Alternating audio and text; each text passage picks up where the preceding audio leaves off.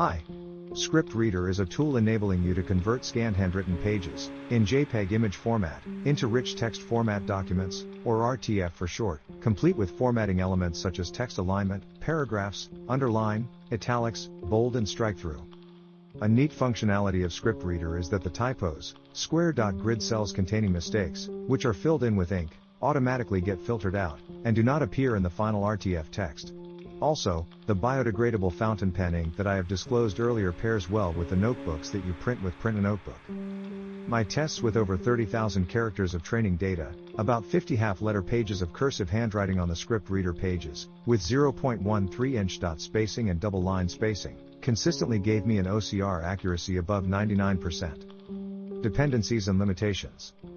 This Python project relies on the FastAI deep learning library to generate a convolutional neural network deep learning model, which allows for handwriting optical character recognition, or OCR for short. It also needs OpenCV to perform image segmentation, to crop the individual characters in the handwritten scanned images, and glob2 to automatically retrieve the cropped character image size. A deep learning model trained with a specific handwriting is unlikely to generalize well to other handwritings. Also, I would advise you to keep your dataset private, as it would in theory be possible to reverse engineer it, in order to generate text with your handwriting. For this reason, I encourage you to use another handwriting than your official handwriting, as an added precaution. The ScriptReader pages from Print a Notebook need to be used, and the individual letters need to be written within the vertical boundaries of a given grid square cell, comprised of 4 dots. The segmentation code allows plenty of space above and below the line of text for ascenders and descenders. However, the handwritten pages should be scanned at a resolution of 300 dpi, with the US letter page size setting and the text facing the top of the page, as the black squares will be used to automatically align the pages. You should refrain from writing near the black squares to allow for the alignment to be unimpeded by any artifacts. You can write with any color of ink, as long as it is saturated enough to be picked up by your scanner, as the images are converted to grayscale images for training the model in OCR. Make sure that all of your characters are very distinct from one another.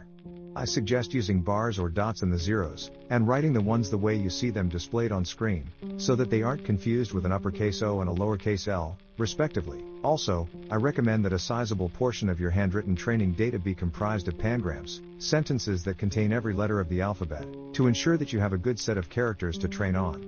You could write a set of pangrams all in capital letters, and another in lowercase letters, so that every letter would be represented in your dataset both in upper and lowercase form. Be sure to include RTF commands and the most common punctuation marks regularly throughout your sentences, in order for them to be trained in the context of normal writing. As mentioned above, the code is compatible with RTF commands, see examples below, so you will need to train the model to recognize hand-drawn backslashes as well, if you wish to include formatting elements such as tabs, bold, new lines and paragraphs, for instance. For an in-depth explanation of all the most common RTF commands and escapes, please consult the following link. Here is a list of the most common RTF commands, within quotes, that you are likely to need. /b, bold opening tag and /b0, bold closing tag. /i, italics opening tag and /i0, italics closing tag. /ul, underline opening tag and /ul0, underline closing tag. /scaps, small caps opening tag and /scaps0, small caps closing tag. /tab, insert a tab. /par, start a new paragraph. By default, my code already includes a tab at the start of every new paragraph. /qc, center this paragraph. Simply add the /qc after /par. For example, /par, /qc, your centered paragraph. /qj, justified alignment for this paragraph. /ql, left alignment for this paragraph. /qr, right alignment for this paragraph. /keepn, do not split this paragraph from the next one on different pages, if possible. This is particularly useful for heading paragraphs, so that they appear on the same page as the first paragraph of the following section.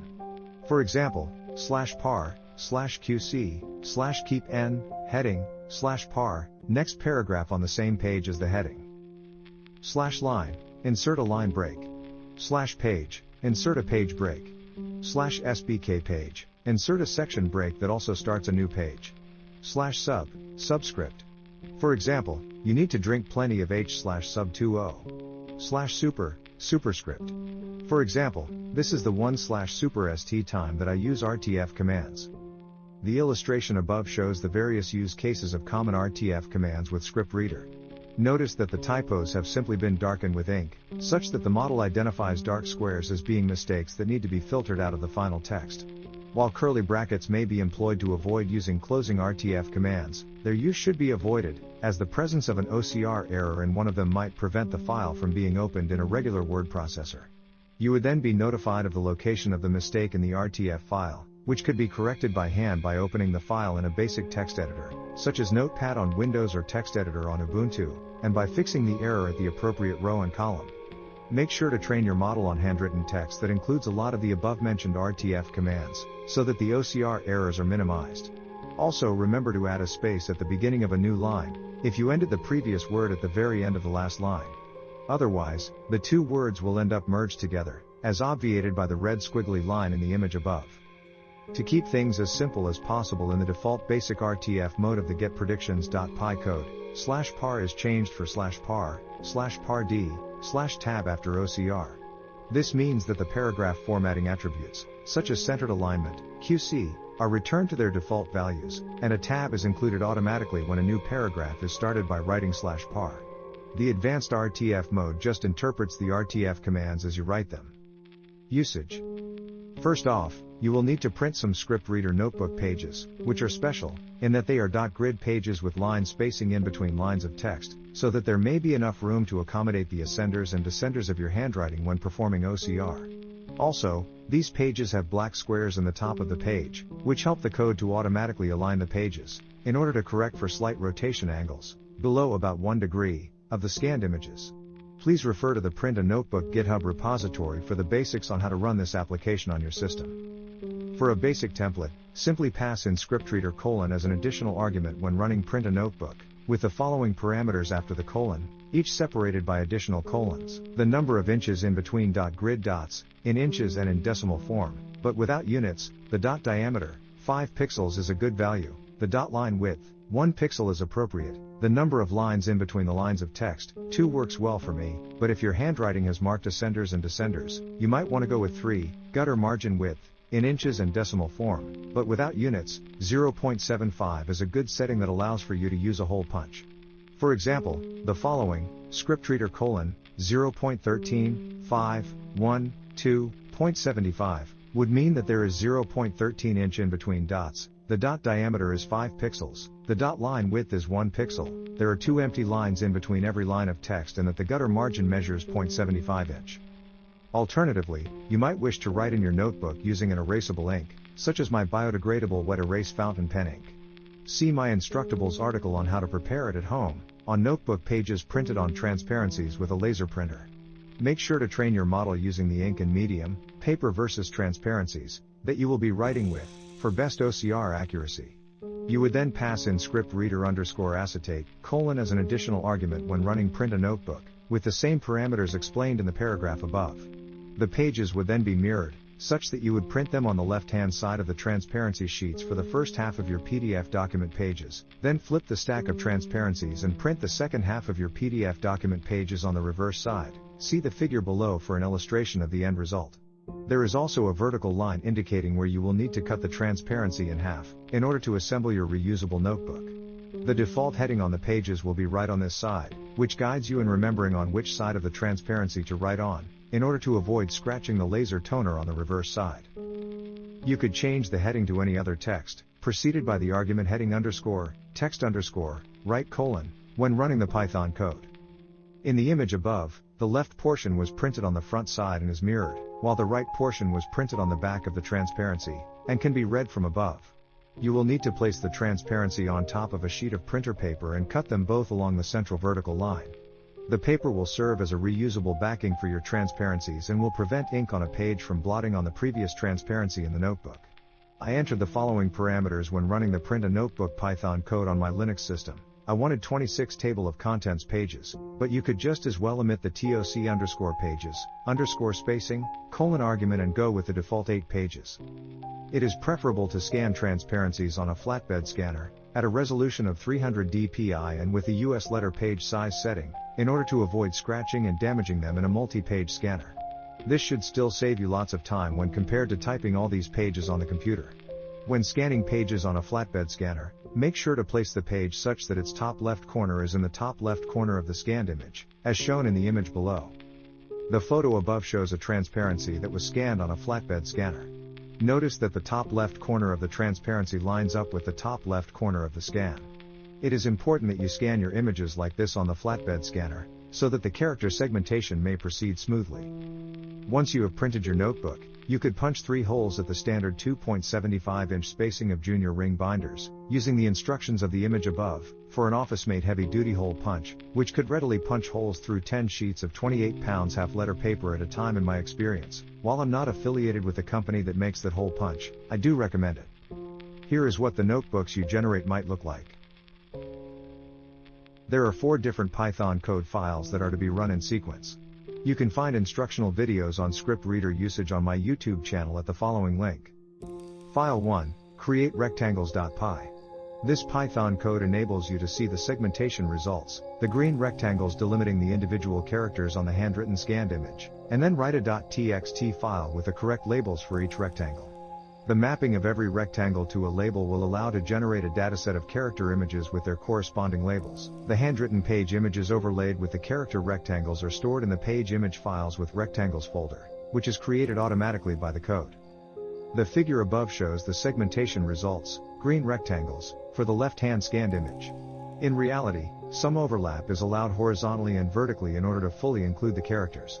The red rectangles show the position where the code has detected the black squares on top of the page, which allows for the automatic alignment of the page. The blue rectangles show where the code is screened in order to detect the black rectangles. It is therefore important that you avoid including very long titles, or any writing in these regions of your notebook pages. The image above illustrates the format of the text file listing all of the character rectangle labels. Any spaces, empty grid cells, on your scanned handwritten page need to be represented by the Cyrillic capital letter E.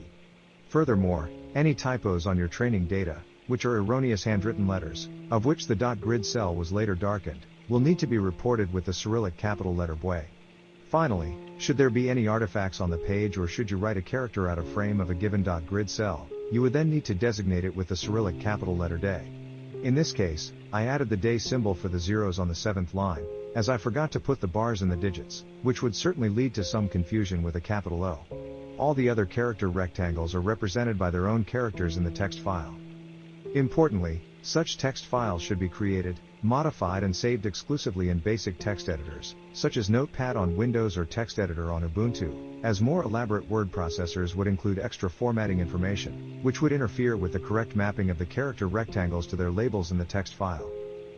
Furthermore, the text files in the training and validation data folder must have identical names to their corresponding JPEG images, minus the file extensions. For example, the file mytext.txt would contain the labels corresponding to the raw scanned handwritten page JPEG image, without the character rectangles, named mytext.jpg.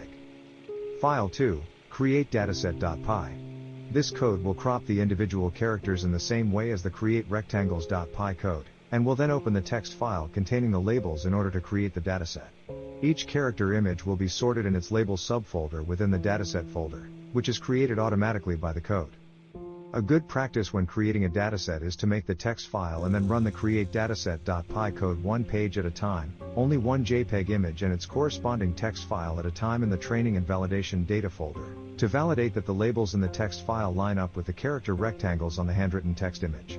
Such a validation step involves opening every dataset subfolder, and ensuring that every image corresponds to its subfolder label. Pro tip: select the icon display option in the folder in order to display the image thumbnails, which makes the validation a whole lot quicker.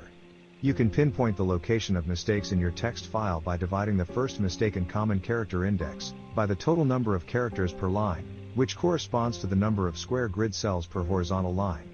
You will need to delete the dataset folder in between every page, otherwise it will add the labels to the existing ones within the subfolders. This makes it more manageable to correct any mistakes in the writing of the text files. Of note, the spaces are picked up as actual characters and framed with rectangles. You need to label those spaces with an E symbol. Here is the list of symbols present in the text files mapping to the different character rectangles. Cyrillic capital letter E, blank character rectangle, which corresponds to a space. These character images are stored in the space subfolder within the dataset folder. Ctrl-C and Ctrl-V will be your friends when adding the E characters for every space in your scanned image. Cyrillic capital letter Bui, typo character rectangle, any character of which the square dot grid cell has been completely darkened. These character images are stored in the empty subfolder within the dataset folder. Cyrillic capital letter Day, to be deleted character rectangle, any undesired artifact or letter that is out of frame with the dot grid cell, the to be deleted subfolder, within the dataset folder, and all its contents is automatically deleted, and the characters labeled with day in the text file will be absent from the dataset, to avoid training on this erroneous data. All the other characters in the text files are the same as those that you have written by hand. The character images are stored in subfolders within the dataset folder bearing the character's name. For example, A character images are stored in the subfolder named A. Once you're done validating the individual text files, you can delete the dataset folder once more, add all of the text files along with their corresponding JPEG images to the training and validation data folder, and run the create_dataset.py code to get your complete dataset. File 3, train model.py. This code will train a convolutional neural network deep learning model from the labeled character images within the dataset folder. It will also provide you with the accuracy of the model in making OCR predictions, which will be displayed in the command line for every epoch, run through the entire dataset. The default hyperparameters, number of epochs of 5, batch size of 64, learning rate of 0.003, kernel size of 5, were optimal and consistently gave OCR accuracies above 99%, provided a good sized dataset is used. Mine was above 30,000 characters. As this is a simple deep learning task, the accuracy relies more heavily on having good quality segmentation, and character images that accurately reflect those that would be found in text. When you obtain a model with good accuracy, you should make a backup of it along with the training and validation data and dataset folders on which it was trained. Once again, it is advisable to keep this data private, offline, as it contains your handwriting fingerprint of sorts, as was mentioned above. File 4, getPredictions.py. This code will perform OCR on JPEG images of scanned handwritten text, at a resolution of 300 dpi and with a US letter page size setting, that you will place in the folder OCR raw data. Please note that all of the JPEG file names in the OCR raw data folder must contain at least one hyphen, in order for the code to properly create subfolders in the OCR predictions folder. These subfolders will contain the RTF OCR conversion documents. The reason for this is that when you will scan a large document in a multi-page scanner, you will provide your scanner with a file root name, for example, mytext-, and the scanner will number them automatically, for example mytext-.jpg, mytext-1.jpg, mytext-2.jpg, mytext-3.jpg, and so on, and the code would then label the subfolder within the OCR predictions folder as mytext. The OCR prediction results for each page will be added in sequence to the mytext.rtf file, within the mytext subfolder of the OCR predictions folder. Should you ever want to repeat the OCR prediction for a set of JPEG images, it would then be important to remove the mytext subfolder before running the getPredictions.py code once more, in order to avoid appending more text to the existing mytext.rtf file. When scanning the ScriptReader notebook pages generated with Print a Notebook, you would ideally need to scan them in a multi-page scanner, which is typically found in all-in-one printers. Select 300 dpi resolution, JPEG file format, as well as the US letter size settings, and first scan the odd pages, right-hand pages, by specifying a file name that ends with a hyphen. Once the odd pages are scanned, you would simply flip the recovered stack of pages and scan the reverse pages, starting with the last one on top of the stack, with the same file name, but preceded by back. The code will automatically assemble the left and right-hand pages in the right order when performing OCR predictions. For example, your first scanned right-hand page file name would be mytext-.jpg and your first scanned left-hand page, the back side of the last odd page, file name would be back mytext-.jpg. There are a few options available to you with respect to the handling of smart quotes, also known as directional quotes. Should there be at least one instance of a non-directional single or double quote in the document generated by OCR, or should you have selected the smart quotes or symmetrical quotes options by passing in these arguments when running the code, then all of the directional quotes found within the page will be switched to their non-directional counterparts.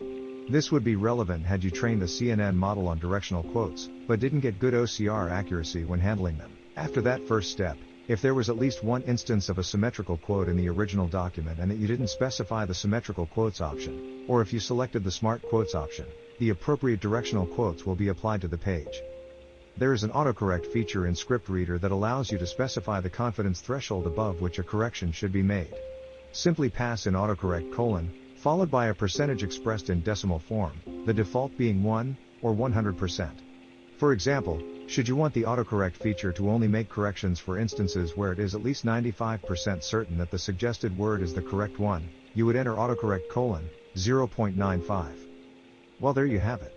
You're now ready to convert your handwritten text into digital format. You can now write at the cottage or in the park without worrying about your laptop's battery life, and still get your document polished up in digital form in the end.